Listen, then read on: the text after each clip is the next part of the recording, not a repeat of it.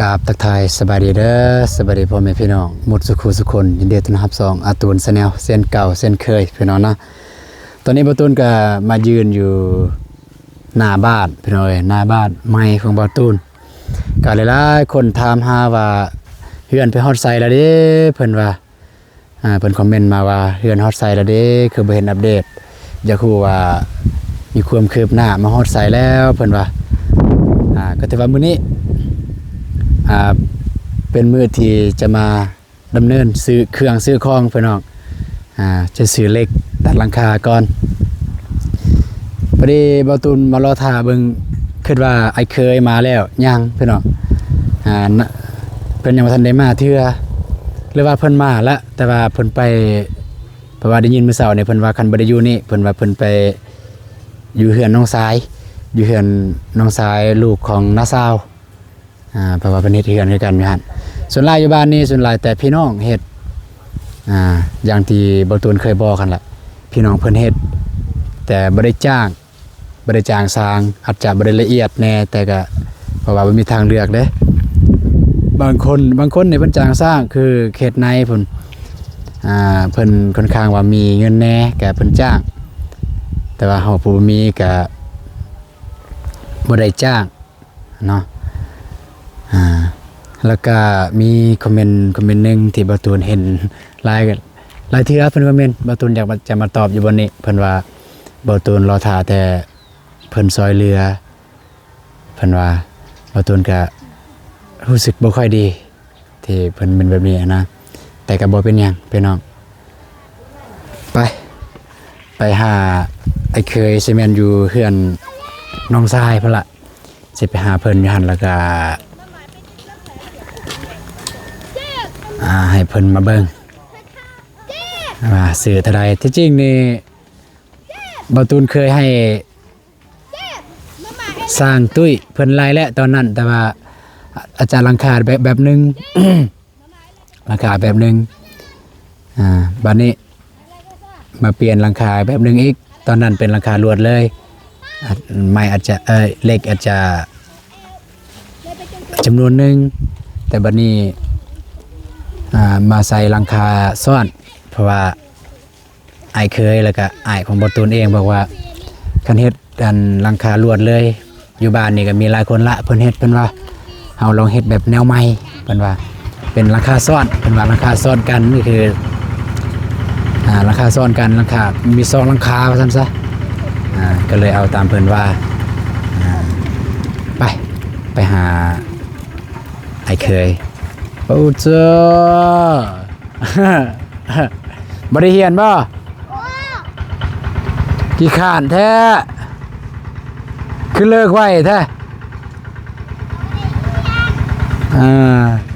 นอนเฮียนไปนะนอนเฮียนมาเบิ่งบ่ตูนถ่ายคลิปไปหาไอ้เคยไปน้องเลยนี่อันนี้คือเฮือนน้องทรายไปหน่อยเฮือนน้องทรายของบ่าวตูนอยู่ของน้าสาวเพิ่นนี่ก็เฮ็ดโดนละแต่ว่าเพราะว่าคนเฮ็ดบ่หลายคนค่อนข้างว่าซ่าแน่จักหน่อยนี่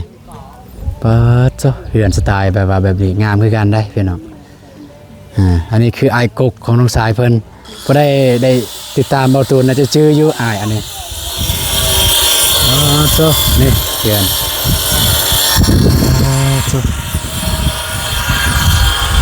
อันนี้ใส่โครงสร้างเทิงนี่มันใส่เล็กใส่ไม้ เพิ่นตัดหลังคาสเปนเพิ่นว่าหลังคาสเปนงามคือกันพี่น้อง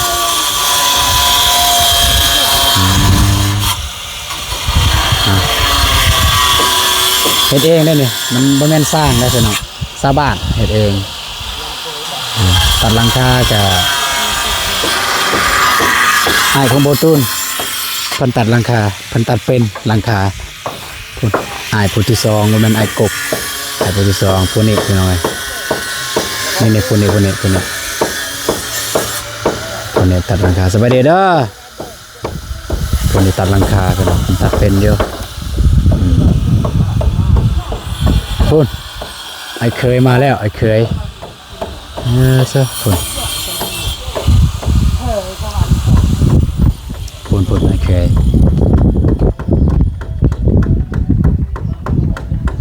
โอ้โหหล่อเลยเนาะหล่อสมาร์ทปาดเปรี้ยวผู้นี้คือไอเคยผู้ที่สองพี่น้องไอเคยผู้ที่สองของบทตูน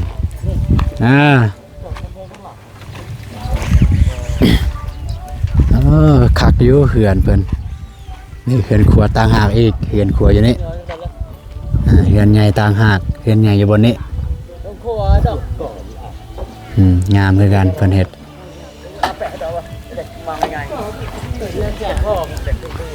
ของประตูนกับสิเซกออกแบบนี้คือกันอยู่บนข้างคันบ่เซกออกมันจะลวดเลยสิเซกออกหน่อยนึงบ่ลายแบบเซกแต่โตบ่ได้เซกกันหลังคามันพอโซอยู่เทิงพุ่น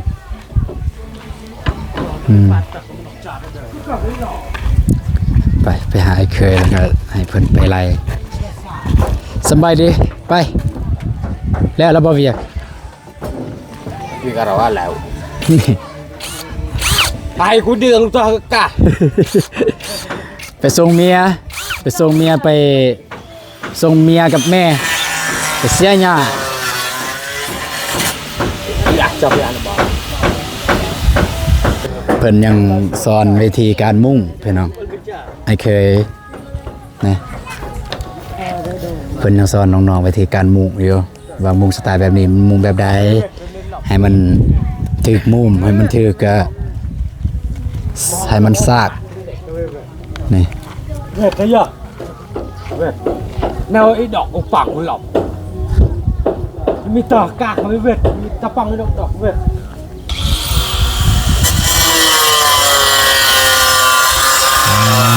มีไงตัดคือได้มุมเลยเราจะเคยเลยอยู่ไหนกันเพิ่นยังอันนั้นอยู่พี่น้องเดี๋ยวจักหน่อยจึงไปให้เพิ่นไปเบิ่งไปประมาณเอาพี่น้องไปประมาณเอาซื้อเหล็กแบบใดแน่ทั้งเบิดคนเฮ็ดอยู่เทิงหันมีแต่ไอ้น้องได้ไอ้น้องแล้วว่าพี่น้องทางพ่อทางแม่บ่จังซี่ทั้งเบิดเลยแต่พี่น้องของบ่ตูน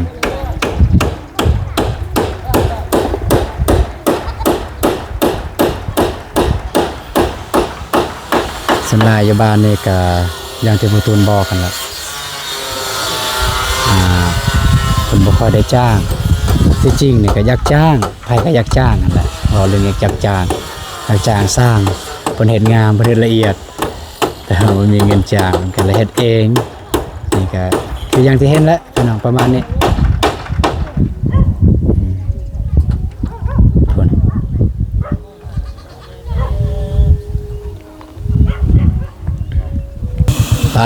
ไปให้สร้างเพิ่นไปเบิ่งอยู่หน้างานเลยให้เพิ่นไปประมาณว่าเท่าใดไป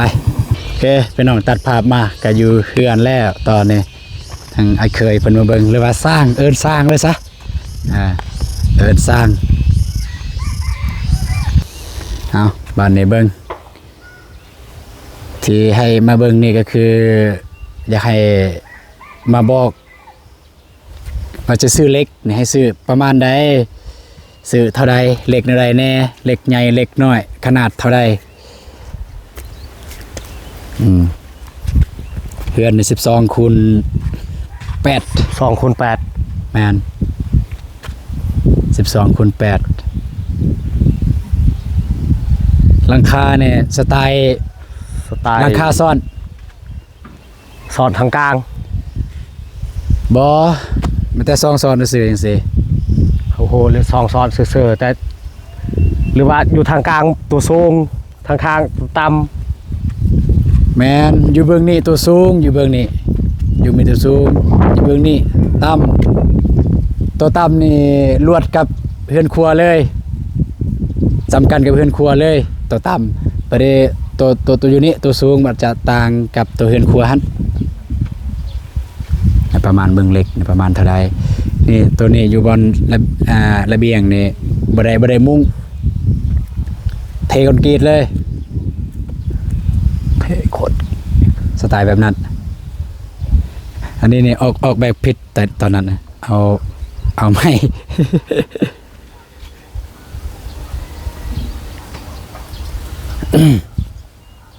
สิออกแบบใดอีกตัวนี้ ซื้อมานี่เลย สำเนียงบ่ แม่น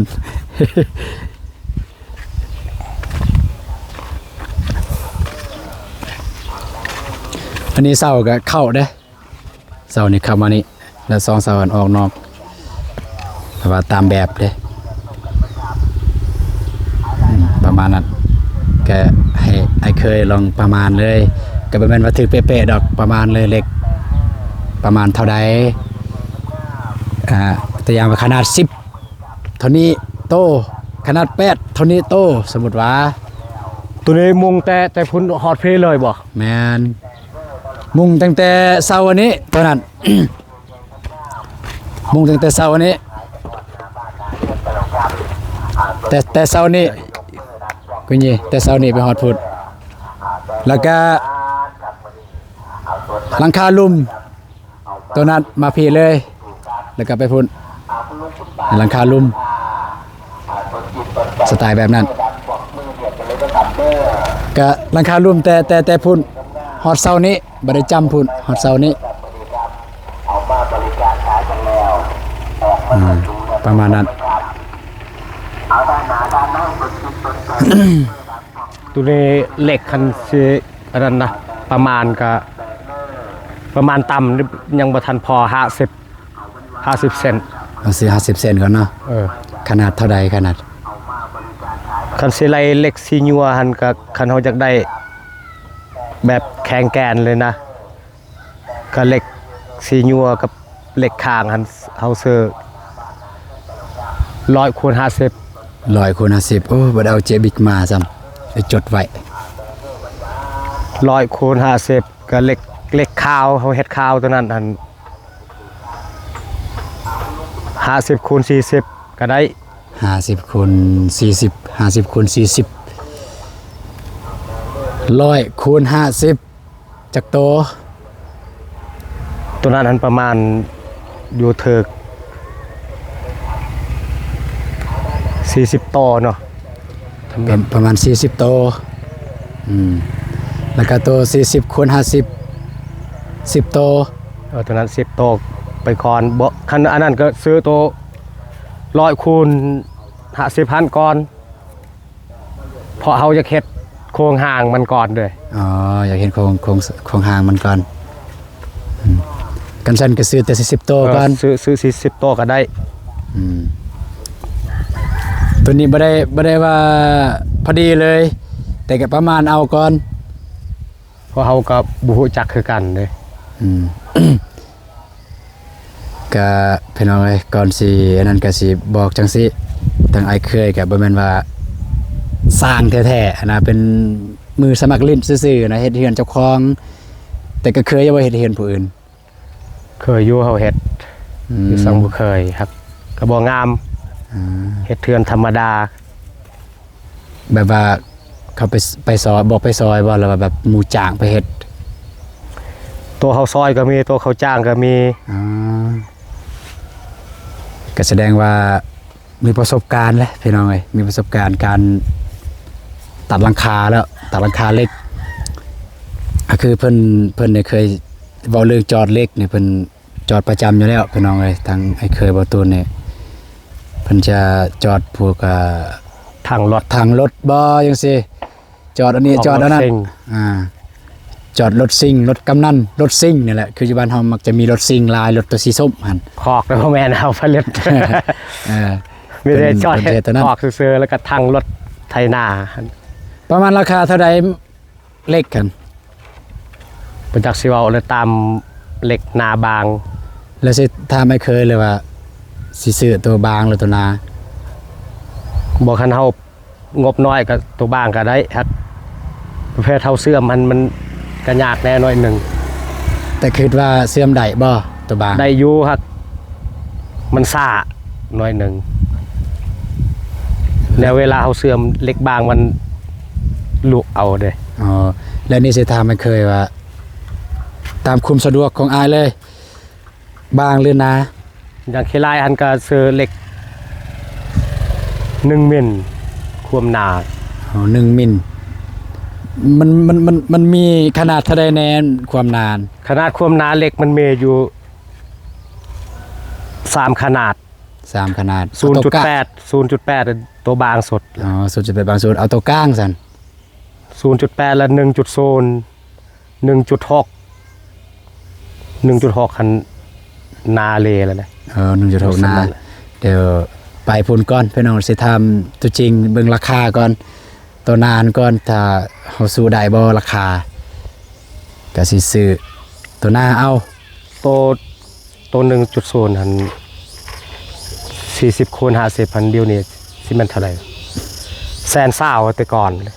เส้นหนึ่ง อืมตึบโอเคมันแต่ว่าจังซั่นแล้วซั่นสิไปซื้อเลยมื้อนี้เดี๋ยวจะมาเมียนอยู่นี่อันนี้ก็คือทางไอ้เคยบอกกันไปซื้อเลยเพิ่นว่าบ่ต้องรอท่าจนฮอดมือวางแท้ๆเพิ่นว่าไปซื้อมาก่อนเลยเดี๋ยว มือใดว่างก็เฮ็ดมือใดบ่ว่างก็ปะ มาได้วางจึงมาเฮ็ดแต่ว่ายันเหล็กยันถึกมายันเฮาซื้อมาปะดนแล้วมันสิติดเกินภาษาไทยสนิม บ่คันเหล็กขาวบ่ได้ติดสนิม บ่ซื้ออันนั้นบ่สีบ่คือบ่ให้มันเข้าเมียง สิทาใส่เลย ถ้าใส่เหล็กซื้อบ่ บ่ตัวนั้นบัดเฮาเสื่อมมันจึงใส่มันจะ บัดเสื่อมจึงซีดเนาะ อ่าโอเคจ้ะแล้วสิทำไม่เคยเลยว่าสูงเนี่ยงามสำใดสูงเนี่ยสูงเนี่ยนะ ตัวนี้บ่จักแล้วเจ้ามักสำใดก็สำนั้น ว่ามักสำใด คนบ่ค่อยมีประสบการณ์เรื่องดังอันนี้ แบบสไตล์ของบ่อเยือบผันกะแบบนั้นมันต่ำโพด ตัวนี้จากเม็ดและสูงเสาตัวนี้ โอ้4 เมตร4 เมตรได้ความสูงเนี่ย แต่ตัวนี้ได้ แต่นี่กันเทิงบ่ จังว่าบ่ได้แทกประมาณเอาประมาณ3เลยแหละ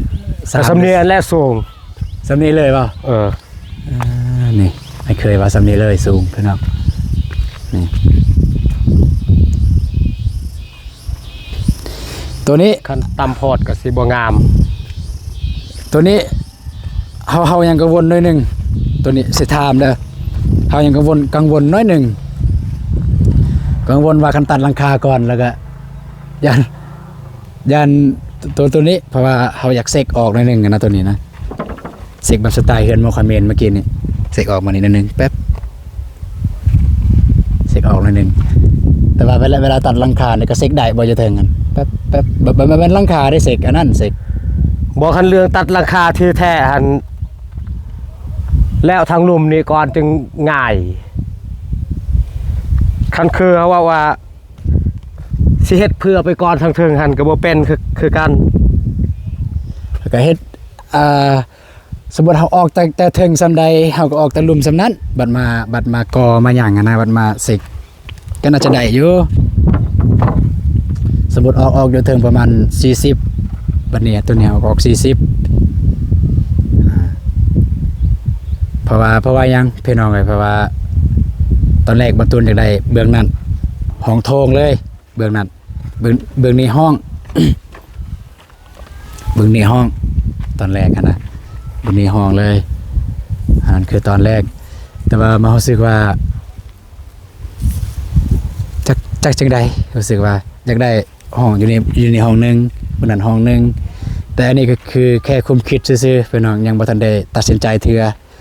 เดี๋ยวถ้าได้เครื่องครบก่อนเราจะตัดสินใจอีกครั้งนึงแล้วว่าสิเซ็ก2ข้างบ่หรือว่าข้างเดียวแต่ว่าข้างเดียวแน่นอนแหละบ่ตูนสิเซ็กข้างเดียวเบื้องนั้นคันบ่เซ็กมันสิลวดเลยภาษาแฮ่แบบลวดเลยนะลุ่นๆอีกครับ ยากคือกันเดดงหมดดันที่รู้สึกเปิงมันไม่ใช่กินแบบนี้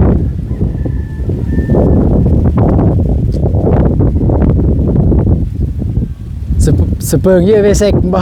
จักไปเซ็ก กาแฟนี่เหล่าไปกันนี่มันอยู่เซกปลอกกันมาหนอกบอลเพราะว่าสเปิร์ก็เด็กอุลอยอันนี้โดยเซกดูดอกดะให้มากักลอย อันนี้เซ็กอยู่นี่เนาะใบเซ็กอยู่หันเนาะ ดูดอกเรือดูเด็กมีเซกบอล นะเอาจากเซ็กอยู่นี่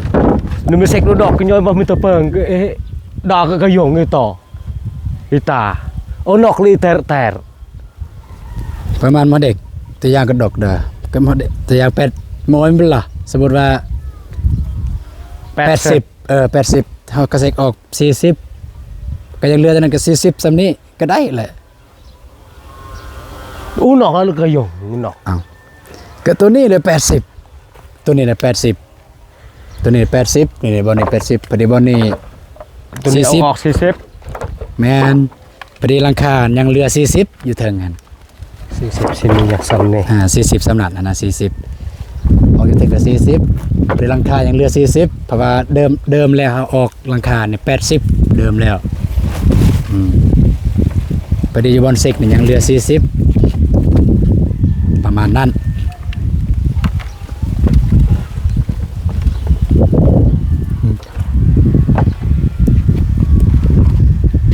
ดินก็แน่นแล้วพี่น้องเอ้ยดินนี่แน่นแล้วฝนตกไล่มือไล่หนแล้วฝนตกเนี่ย แต่ว่าเน้นพอสมควรแล้วดินดอนเนี่ยอันนี้ก็จนแห้งสำซาแล้วโอ้เจ้าดีได้เดี๋ยวหน่อยบนหลัก50,000เยอะโอ้ไม่ยังงี้โตจ ก็ให้เงยตะโม เงิน50,000ดีได้หน่อยบนหลัก ได้แดงตัก นี่บอลตักเหรอ เงี้ยเดียงอ่ะยาวแบบ โอ้ยเนาะเกิดว่าเอาบ่ได้หัวเอาได้ก็สิเอาเลย นกนุ่มนอนเลยป่ายาน พอดีเป็นหล่อนะอยากได้ประตูปังเอี่ยมเนี่ยถูกห้องถูกล็อกเลยไปพุ่นเฉพาะแต่ข้างในข้างก็คือประตูน้อยอันนั้นประตูน้อยถูกยาวๆประตูน้อยแต่อย่างว่าล็อกนี่ก็อยู่นี่อยู่พุ่นอยู่นี่ใส่เลยอยู่ในแห่งประตูยาวอีกอยู่ในฮอตเทิงเลยปุ๊บ2ปุ๊บแบบสไตล์ประตูเบาอนง ถึงกับดอก แมนแบบประหลาดขยุ่งนะใส่เหล้าโอลอยงาม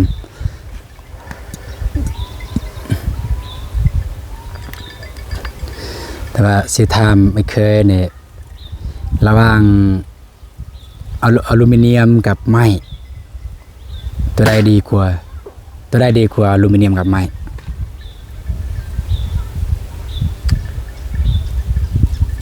อลูมิเนียมตัวไหน คือเฮาให้เบิ่งในเฟซอันเดอลูมิเนียมประตูอลูมิเนียมประตูอลูมิเนียมบ่ตัวนั้นก็คันสิเว้าเรื่องแน่นตัวใดก็แน่นคือกันนั่นแหละแต่ว่าเรื่องราคาเนาะมันแพงตามรสชาติเท่าลิยมซั่นซะลิยมอยากใส่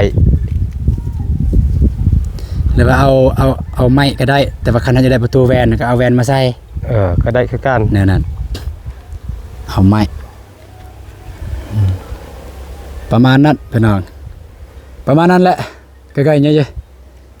บ่ไปนำกันบ่ไปซื้อเอาก็คากันจาก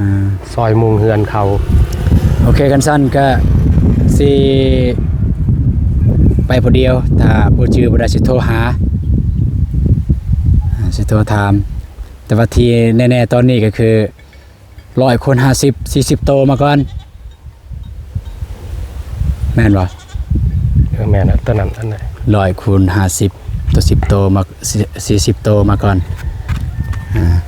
สิไปเอาอยู่ห้านที่เฮาเคยซื้อกันแหละสิไปเอาอยู่ห้านบอกเพิ่นมาส่ง